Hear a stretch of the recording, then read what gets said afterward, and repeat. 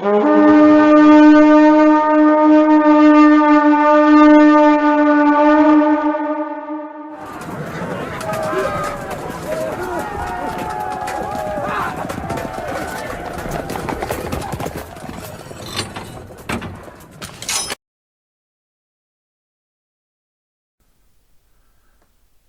back, Oldhammerers. Here we are with another army list review, this time the Mighty Norse. But before I begin, just want to thank everyone for subscribing. Over 100 now, so that's awesome. Never in my wildest dreams would I think that, so thank you very much. But let's get stuck in. The Norse. Now, this is page 1, so this is from White Dwarf 107, and this is page 37 of that White Dwarf that they started the army list. Now, there is a list in the Warhammer Armies book, and that is for Norse, but that's for Norse's mercenaries. So this is the actual army list, so you can select your troops. The only other one that I think is missing from 3rd edition as like an actual army is Nippon. They were an army list in 2nd edition in the Ravaging Hordes book, I think, off the top of my head. But yeah, they're down as mercenaries in the 3rd edition army book. But yeah, so happy that the Norse didn't actually get missed out. So on page 1 for the army list in White Dwarf 107, and yep, yet again that begins at page 37 of that White Dwarf. So the northern regions of the old world suffer from extremes of climate and geography unlike anywhere else. The dense dark forests, high barren mountains, icy seas and long winter nights conspire to make life both hard and short. The men that live here are as fierce and brutal as the landscape itself. Because little grows upon the rocky soil of the north, the Norse have traditionally turned to the sea as a way of life.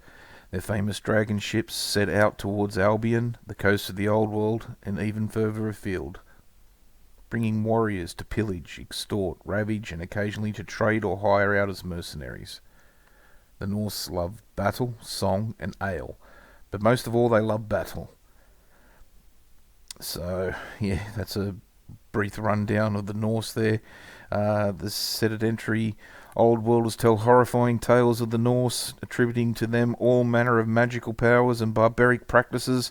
From the point of view of an old worlder, a typical Norseman is a huge bristle-bearded warrior, wild with ale, swinging a huge blood-dripping axe, and clad only in rough furs torn from some ferocious beast. The Norse themselves would certainly approve of this image and go a long way towards trying to uphold it.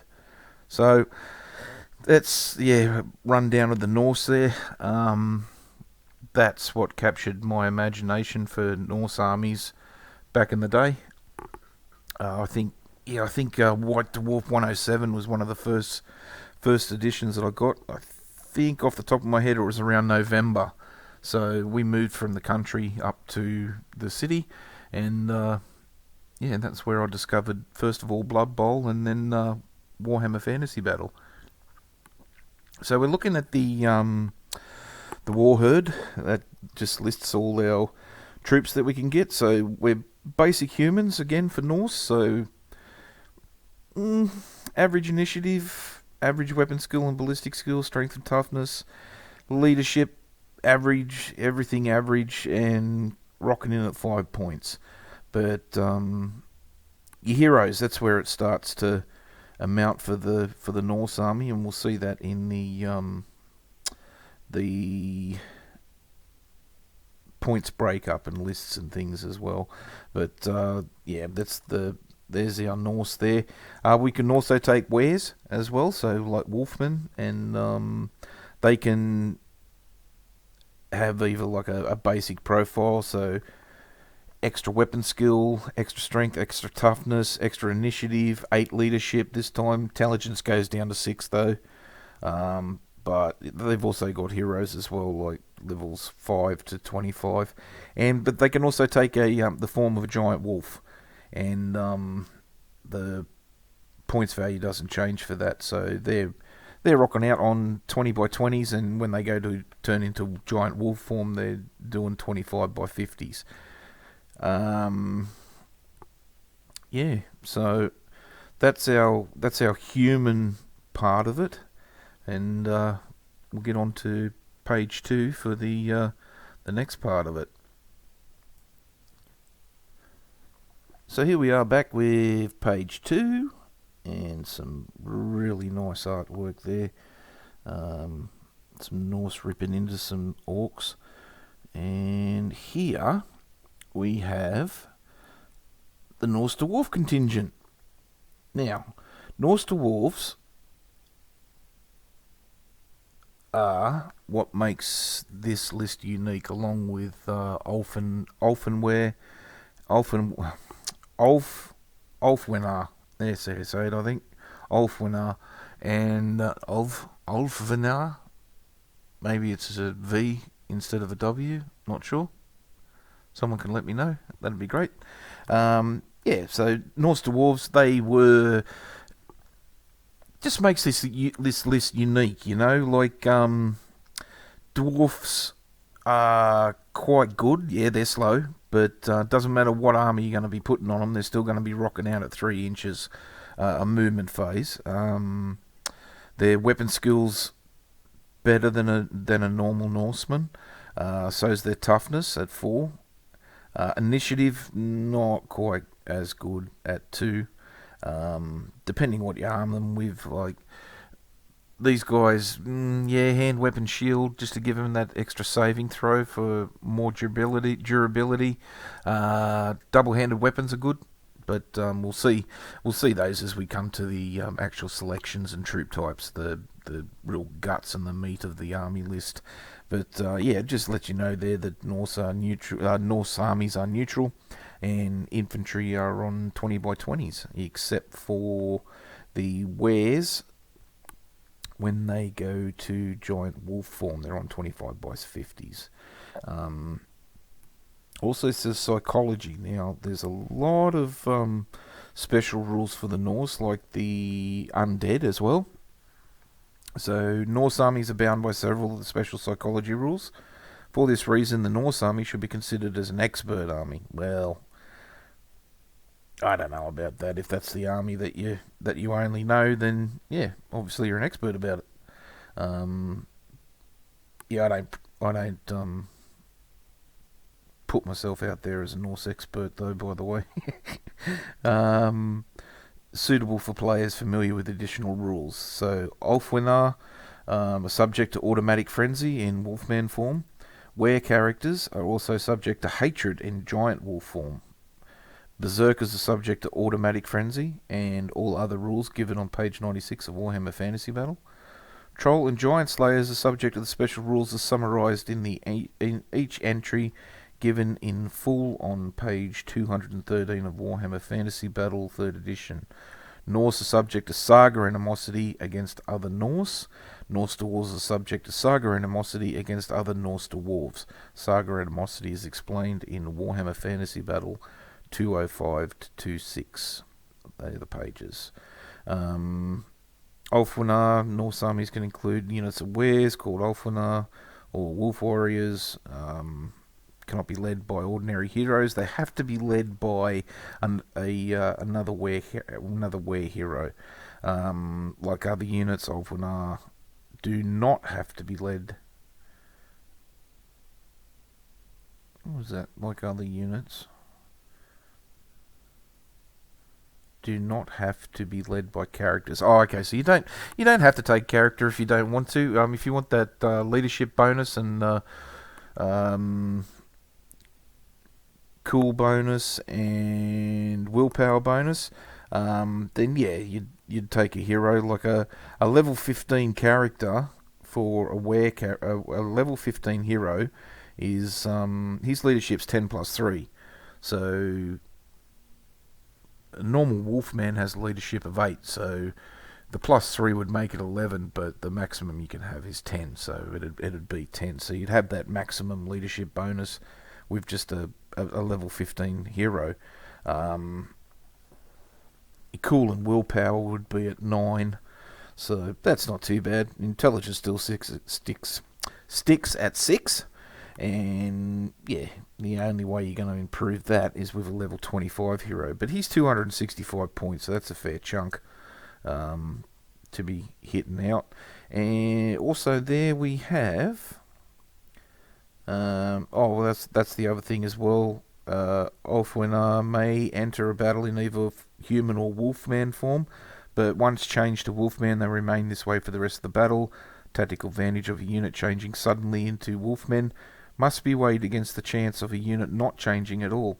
Players may also wish to dispose of the necessity to provide alternate models, and so may prefer to deploy their Ulfwenar already changed. Note that in practice it is enough to tell the opposing player a unit is composed of Ulfwenar. It is not strictly necessary to have duplicate models. So yeah, that was... Yeah, WYSIWYG was started becoming a thing, I think, around 5th edition for Fantasy Battle. I know it was around 3rd edition for 40k, and it just sort of trickled down, I think. But yeah, that just saves you having to have so many miniatures. But I'll probably... Yeah, for my Ulfwenar, I'll probably do units with, like, from Gripping Beast and other manufacturers with characters that have got, like, the skins on them that wear them around their head and stuff. Normal Berserkir, I'll just use just normal Berserkir models without any skins or anything like that on them, maybe naked or whatever. But yeah, so that's how I'll do mine. I might do a unit of just basic, I'm not sure, but I really love those miniatures and they look really cool, and they do harken back to the days of old with Viking armies and things like that. So yeah, that's how I'll probably manage that. Army selections next, and from there, rank and file. So it's half the army's points value is the minimum. Maximum is the whole lot of the army points except for one hero. You always have to have a general, as the same as the Empire and the undead that we've seen. Character models, minimum is one hero. You can have up to maximum half the points value for heroes, so that's not too bad. That's pretty good. Wizards, minimum 0, maximum 4 models. So, and it's quarter of your points for allies, mercenaries, and monstrous hosts. So we'll get on to page 3 next. So here we are, page 3 of the Norse Army list. Just letting us know there that character models are heroes and wizards. General must be led by the character with the highest leadership. Army standard. The army is led one army standard, known as the Raven or Raven banner. This must be carried by a character model and paid for from the character point allowance. Army standards cost 50 points. And they can also have magic abilities, I think it says further on, but jumping the gun a bit there. Now, the points cost given for a basic unarmoured model with a hand weapon. Character should be provided with armament as depicted on the model and selected from the following list. If the model is carrying a piece of equipment not mentioned on the table, it may be ignored. Note that where characters pay double points cost for their equipment. So we've got close combat weapons, so double-handed weapons, spears, the usual. No gunpowder weapons, which is fair enough, I think. I don't think the Norse were that crash hot on them. I did think maybe the Norse Dwarves would, but if they've sort of gone backwards in their development as compared to World's Edge Mountain Dwarves, then that's explained as well. Now the heroes, big choices for heroes here. We've got, let's have a look here. So, pretty sure it was up to half your total points value can be can be character models, but only 4 wizards, if I remember correctly. But you can have up to 6 level 5 normal like normal Norsemen.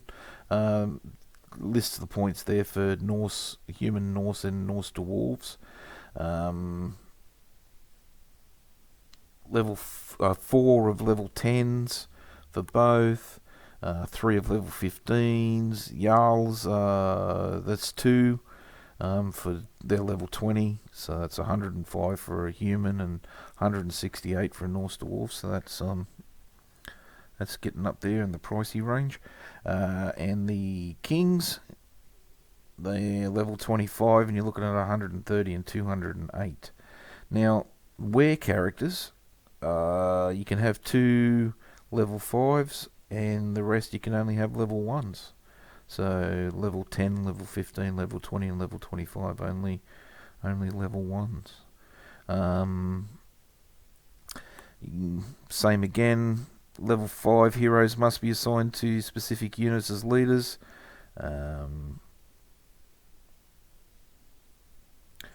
Well, that's a bit different from the other army lists, because in all the other army lists, level 10 and 15 have to be assigned as a specific unit champion as well.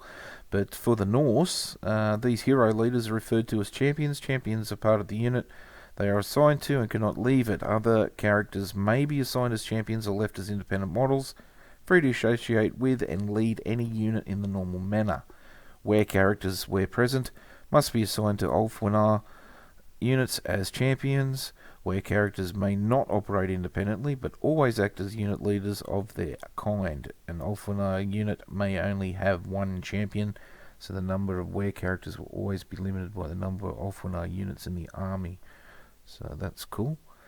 Then we come to wizards. Now you can only have 4 wizards, of which up to 3 can be Norse humans, and you can have a maximum of 2 Norse dwarves. So that'd be, so yeah, 2. So if you had 2 Norse dwarves, you could only take 2 Norse humans.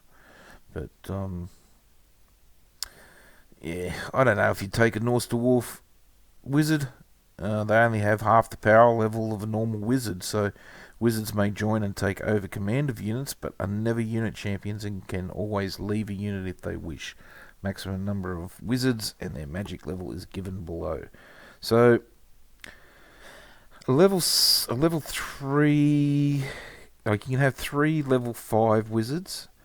You're paying 18 extra points for a Norse dwarf wizard. I mean, his toughness and that is a little bit better than a human wizard, but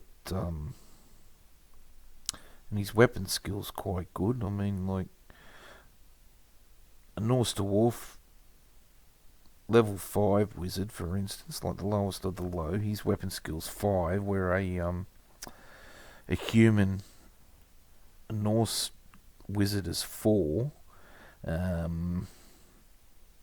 Same ballistic skill, same strength, toughness is 4. Wounds is 1, same as them. Initiative a little bit worse off at a 2. 1 attack as well. Leadership though was 9 compared to a human of level 5 human wizard is 7. So yeah, that makes a little bit of a difference. Same with well, the intelligence is the same. The cool is much better for the dwarf. He's at 10, where the human's at 8 plus 1. He's at 10 plus 1. And same for willpower, 10 plus 1, and 78 points. So is that worth an extra 18 points if it gobbles up and makes him only half the power level? Don't know. Don't really know. So, yeah. Yeah, something to think about, something to consider.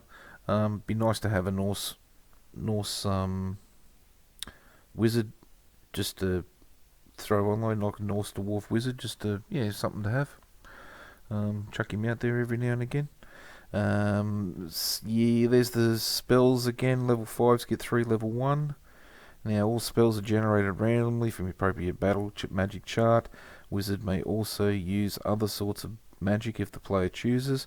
Norse human wizard may substitute illusionist or elemental spells for any or all battle magic spells. He may also substitute one necromantic spell and or demonic spell for equivalent level battle magic spells. A Norse Dwarf wizard may generate up to one elemental, one necromantic and one demonic level spell per level instead of a battle magic spell of the same level.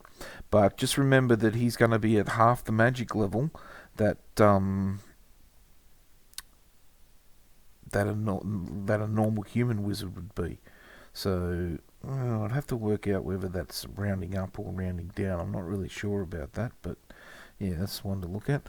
Now, magic items for characters. Characters, wizards, and heroes can carry magical items, paying the points indicated on the magic items charts. These are paid for from the character model points allowance and selected from the following list. Any character may carry one magic weapon with up to one magic attribute for every 5 levels of the character. Example, a level 5 character may carry a weapon with 1 attribute. A level 15 character may carry a weapon with 3. Any character may wear a single ring with a spell of level 1. One character may wear a single ring with a spell of any level. I do not play that. I think that was a misprint, and that can seriously ruin the game. I maxed that at level 2. So you've still got the background and the army specific that any character can have a single ring with spell of level 1. But yeah, I'd limit the one character can wear a single ring with a spell of level 2. Not any level. I've always thought that was a misprint. And yeah, that can seriously affect and ruin the game, to be quite honest. So 3 characters may be equipped with magic armor. And the army standard Raven banner may have one magical ability. So that is the next part of our army list. So next on we're up to the good bit. Up to the very good bit. We're up to where we get to pick troops, the rank and file. So it won't be long. So here we are at the meat and potatoes of the army list, the rank and file. What I actually do love the most about the army list, because you get that Oldhammer line drawings. Absolutely love them, and and you can see what your army's going to be rocking. So off the bat, we've got Huskarls. Now, for human armies, I doubt you are going to find a more solid troop than Huskarls on foot. These guys are +4 shock elite, 4 weapon skill, 4 strength, still got 3 toughness, 4 initiative, 2 attacks. That's pretty cool. Leadership is 7 still, but for that, you need a decent level hero to attach to them and give them a bit of a buff. Whether they've got like 9+2 or leadership or something like that, just to get them up to 9 leadership. But yeah, 7's that's average, but that would be absolutely devastating if that was to happen and your best troops were to suddenly flee. But you can only take 20. They come in units of between 5 and 20. Straight out, they've got hand weapons, light armor, and shield. So they will be at 3.5 inches instead of the 4 because of the weight restriction. And any unit may have double-handed weapons or spears. My Huskarls have spears, just because of that extra rank that gets half the extra rank gets to fight with spears, and the bonus on initiative as well. But magic standard, they can have a magic standard up to 50 points, and magic instrument 25 points. But these guys are your anchors. they're going to hunker down, and it's going to be hard to move them, especially if they're doing shield wall or some other formation like that. I am looking at actually at different formations and stuff for the game, like square.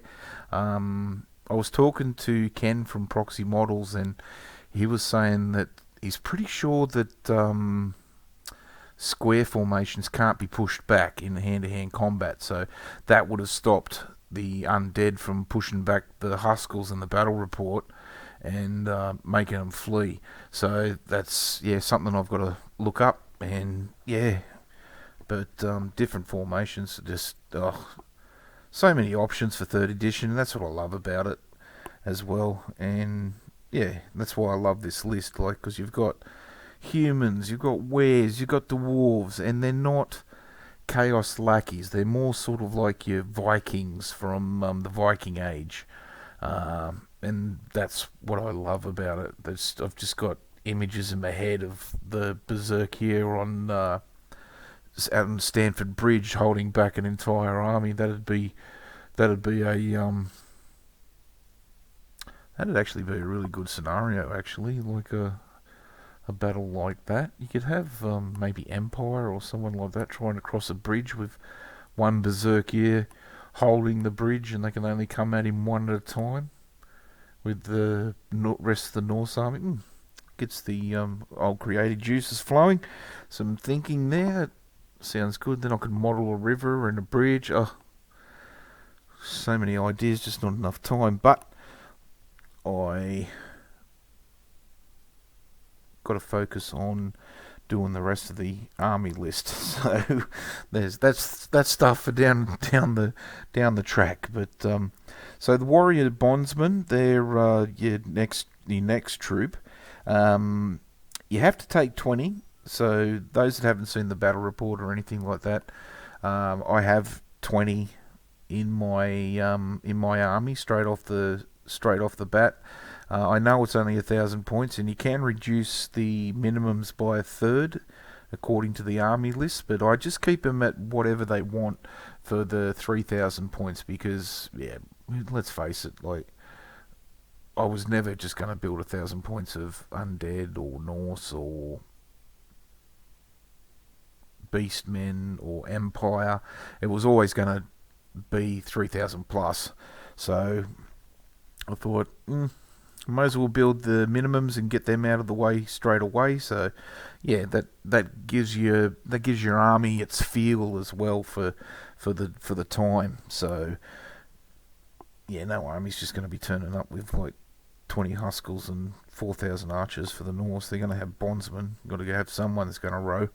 So so there's the bondsmen, basic humans pretty much. Got a shield, so they're rocking at 6 points.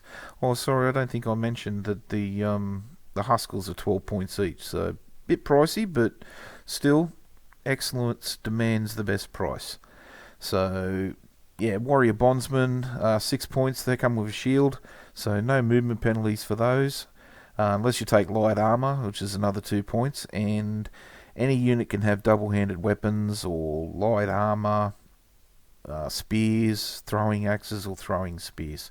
Now, I'm not sure if I mentioned it, but the Huskels can also take double-handed weapons, and double-handed weapons, there's the Norse lack cavalry, but they do have cavalry stopper options, and two-handed weapons are really good for making a cavalry heavy army pucker up and wonder if they should charge, because if they muff the charge and their initiative isn't that good, then they're going to be punished.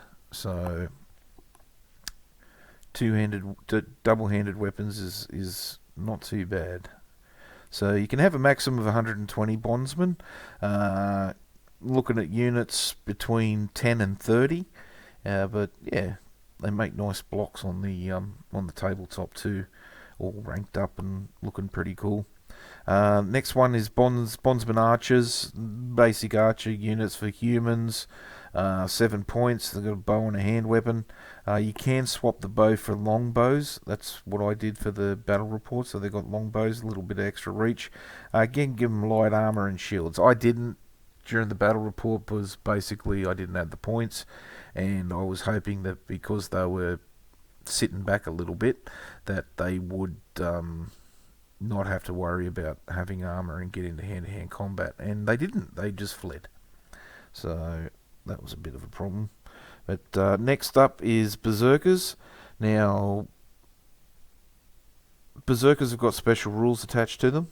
And that's on page 96 of the rule book. Just a brief rundown. They're subject to automatic frenzy and all other special rules on page 96 of Warhammer Fantasy Battle. So automatic frenzy, without going into too much detail because we're just doing the army list, but yeah. So their willpower's 7. There's a little bit of a misprint on that stat line there because it's got willpower at 77, but yeah, everything just needs to move to the left by 1. So we're looking at 4 movement, 3 weapon skill, 3 ballistic skill, 3 strength, 3 toughness, 1 wound, 3 initiative, 1 attack, 7 leadership, 7 intelligence, 7 cool, 7 willpower. So yeah, basic humans across the board. 10 points each because of the automatic frenzy thing. They can only be in units of between 5 and 10. So these guys are good for be lurking around corners and things. Yeah, it keeps your opponent honest, and that frenzy, if they depending on the unit they take on, they can, they're gonna mess up somebody's day. You can take for these guys, any unit may have an additional hand weapon or double-handed weapons like Dane axes and things like that. They just look absolutely awesome in Norse miniatures. Spears or light armor and shields. Good troops, really good troops. I'd probably take with maybe additional hand weapons or hand weapons and shields. Yeah, just for that Norse look. But the additional hand weapons, I'd have to look it up. I can't remember if it was a house rule or not, but you were at one worse initiative for the second attack with the extra hand weapons. So yeah, I'd have to look that up. I can't remember if that was a house rule or a rule book rule, but yeah, I'll double check that. Thralls, 0 to 20 of these guys. They're basic humans again. These are your slave class of the Norse, and they're recruited into armed bands in times of trouble. If you're taking these guys, you're in a lot of trouble. They come with javelins and hand weapons. Like they're still basic human troops, but they can take slings instead of javelins. So that's just a straight swap, and shields as well. So, but yeah, between 10 and 20 for the unit. Might be nice to have a unit with slings. They look pretty cool. But yeah, other than that, yeah, in times of trouble, then you are in trouble if your points using is thralls, unless you're playing a 10,000 point battle and you got nothing else to spend it on. That'd be cool. But yeah, next one is the real game changer, I feel, of the Norse army list. Besides the Huskels, of course, like there's no sneezing at +4 shock elite. So yeah, but yep. Next one is I think it's the second last page of the army list, but we'll get on to that. So here we are, the second last page of the army list, and this is what really sets the Norse apart as an army, I feel. So we've got the Ulfwenar, really good troop type. We had a look at them, that they can take a character model, only one though. Remember, only one. They can be changed into wolf form at the start of the battle. that avoids then the chance that they might not actually change at all. But yeah, so these guys are basic humans, and then but when they're in wolf form, you get an extra weapon skill, you get an extra strength and toughness, another initiative, and another leadership. But your intelligence goes down by 1. So that's by the by. 15 points a model. You can have up to 40 of these guys. They're in units of between 10 and 20. So, a unit of 20 of these guys coming at you, that definitely make your opponent have a look. But they can also have additional hand weapons, double-handed weapons, spears, shields, light armor. They can take a magic standard up to 25 points of ability, and magical instrument 25 points. Wins wolf warriors, and is the word used by the Norse to describe those able to transform their shape into a grotesque half-man, half-wolf. Such individuals are quite common in the north, where whole families of these wares live in forest settlements. Ulfwenar must be led by one of their own kind, so you can only have one character per unit to lead those Ulfwenar to bloody adventures, really. So yeah. Now the next one is Norse Dwarves. You can have up to 60 of these guys. And this is what I like so much about the Norse army list. That yeah, these guys aren't Norse lackeys. Not Norse. They're not chaos lackeys. They're not bowing at the knees of the Norse gods. They had their own gods, and you saw that in Warhammer Fantasy Roleplay First Edition. There's a bit of a blast from the past for you young'uns, but yeah, they had their own pantheon of gods, like Tyr. I can't remember the rest of them off the top of my head. So I'm not sure if they actually like worshipped Odin and Thor and that in Fantasy Battle, but I definitely know that Tyr was down as the god of justice, and he was quite big in the north. Like Ulrich is around Middenheim, but yeah. So these guys, your basic Norse dwarves. So 3 movement. That's not going to change on whatever armor they've got. They're very stout. 4 weapon skill, 3 ballistic skill, 3 strength, 4 toughness. Good set of toughness. 1 wound, 2 initiative. That's horrible, but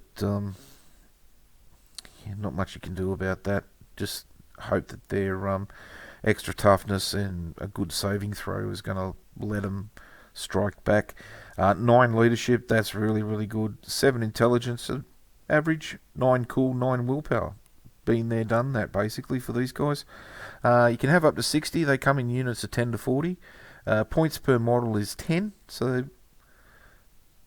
bit pricey compared to a human, but you get all those benefits. Any unit may have double-handed weapons, spears or shields, and they come with a hand weapon and light armor off the bat. 1 unit may have heavy armor, and 1 unit may have a magical standard with 25 points of ability, and a magical instrument with 25 points of ability. Now the next one is Norse Dwarves. They're going to be like Norse Dwarves, but these guys can take bows or crossbows as well. They also can have double-handed weapons. They're 8 points, but they don't come with any armor straight away. Where your Norse Dwarves are sort of like your Norse kin. These guys are sort of like your faithful retainers and that. It even says that they're rather like human bondsmen. They may be armed in a similar manner to their master, and may also carry shooting weapons such as a bow or crossbow. 8 points, that's not too bad. Give them some light armor, then they're same amount of points as a Norse Dwarf. But yeah, then you got the options to just not give them any armor, but give them bows and stuff. And yeah, because the ballistic skills average. You're not going to win any shooting contests against elves and dark elves and things, but still quite healthy. Heaps better than a skeletal bowman, that's for sure. But Norse Dwarf Berserkers, yeah, How cool. Like, you can have 20 of these guys, you have units of 10 to 20. 13 points, a bit pricey, but that's for the automatic frenzy. Um, some of the other special rules, but I just can't remember off the top of my head. But, yeah, any unit may have additional hand weapons, double-handed weapons. Yet again, there's that cavalry puckering up again with double-handed weapons, and they can have throwing axes or spears and shields. Now, yeah, Norse Dwarf Berserkers, cool. Oh, just love this army list, really and truly. I hope you guys appreciate how much I really love the Norse. It was the Norse and the undead that pretty much got me into Warhammer Fantasy Battle, to be quite honest. Um, yeah, if it wasn't for these two army lists, then yeah, I probably wouldn't be playing Warhammer Fantasy Battle. But the next guys up is the Norse Dwarf Troll Slayers. Now, how cool is that? You get Troll Slayers as well in the Norse army. So, you get more frenzy and, yeah, it just keeps cavalry honest. And I love these guys, Troll Slayers. 4 weapon skill, 4 toughness, 2 initiative, 9 leadership, same as like your Bonds Dwarves or your normal Dwarves and the Dwarf Berserkers. Uh, these guys are rocking in at 8 points a model. No armor or anything like that. 10 to 20 per unit. Any unit, yeah, double-handed weapons, additional hand weapons, shields, light armor. So yeah, keeping people honest again with the cavalry with the double-handed weapons. Even additional hand weapons is good. Choppy. Weapon skill 4 is quite healthy. And then we come to the Norse Dwarf Giant Slayers. Now, these guys are same as Troll Slayers, but I think they've got different rules in the main army book. They're immune to fear caused by living creatures and are subject to frenzy. So, even better. They can't be routed from hand-to-hand combat either. Oh, well, there you go. 8 points a model, so that's pretty good. You can only have 10 though, so units of models per unit in 5 to 10. Come with a hand weapon, or you can get additional hand weapons, double-handed weapons, shields, or light armor. So, yeah, that's the Giant Slayers. So immune to fear caused by living creatures and are subject to frenzy. So undead would still give them fear, but they can't be routed in hand-to-hand combat. So that's pretty damn good. That's very good, to be quite honest. Yeah, we Troll Slayers, they're just they're immune to fear caused by living creatures as well and are subject to frenzy. So your Berserkers are just subject to automatic frenzy. So yeah, the levels just keep going up and up. So yeah, that's the army list itself, and we'll go on to like who can skirmish and baggage and alloys and mercenaries and hosts right up next. So here we are at the last page of the army list in White Dwarf 107, starting on page 37 of that issue, and we are up to skirmishes. So who can skirmish for the Norse armies? The following units may operate as skirmishers. Skirmish units must be noted down before the battle. Maximum size for a skirmishing unit is 15 for foot troops and 10 for mounted. But we don't have any mounted. So, bondsman archers and bondsman dwarves. Bondsman archers, any of those ones can skirmish. And bonds dwarves, any armed with bows. So if you've got crossbows, too bad, so sad, you've still got to rank up. But if you've got bows, then off you go. You're quite fine to trot around the battlefield at 3 inches. So yeah, so that's not too bad. I don't know if I'd make any of them skirmishes, to be quite honest. Uh, with the Norse, you don't have special troops like the Empire do, like with foresters and troops like that that can set traps and things like that. But yeah, just a good, honest to goodness block of hail of archers. That's what I prefer. That's what I envisage a Norse army. Um, I think it'd be almost un-Norse-like to be skirmishing and hiding behind a tree and taking a pot shot at someone. Where's the honour in that? So, but yeah, that's what I think anyway. So, what I think's not gospel. So, yeah, if you want to skirmish your bondsman archers, go for it. But yeah, not for me. Baggage. Norse tend to accumulate huge baggage trains full of loot, captives, and whole herds of animals liberated from the enemy. Norse baggage train is represented by 1 wagon and 5 camp followers per 1,000 points worth of rank and file troops. So 3,000 points, we're going to be rocking 3 wagons and 15 followers. That could be cool actually to actually model maybe just like a little inlet with the front of a long ship. That'd look cool. Just like a little bit of beach and stuff. So yeah, that way wherever you go, the beach goes with you. Now allies. Not many people are going to ally with Norse, as it says there, owing to their rowdy nature. This is reflected in the comparatively small size of Norse allied contingents. No more than a quarter of the army's value may be spent on allies. The allies must be assembled from the ally section of Warhammer Armies using any of the following lists. You can take Old World allies and Famir. Now, that would be interesting, Famir.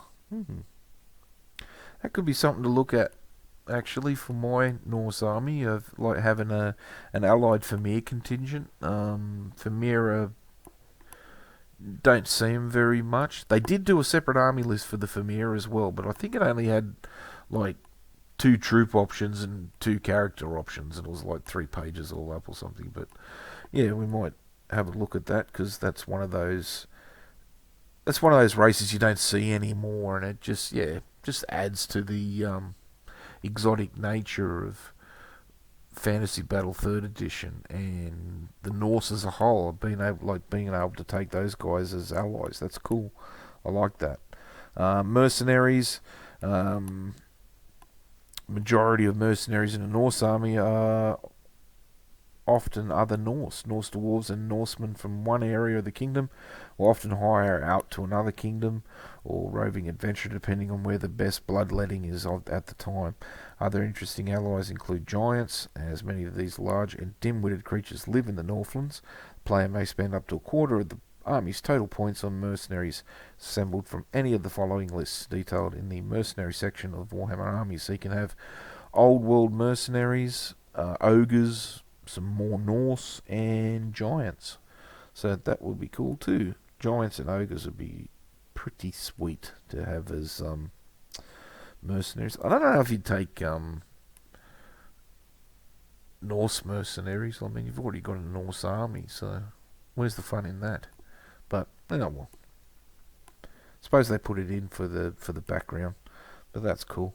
Hosts. Any wizard of the Warherd may bind a monstrous host. Norse magicians are adept at manipulating the magic runes, which controls the animals of their forests and wastes. Not least amongst these are the ferocious whims or dragons. The player may spend up to 1/4 of the army's total points value on a host.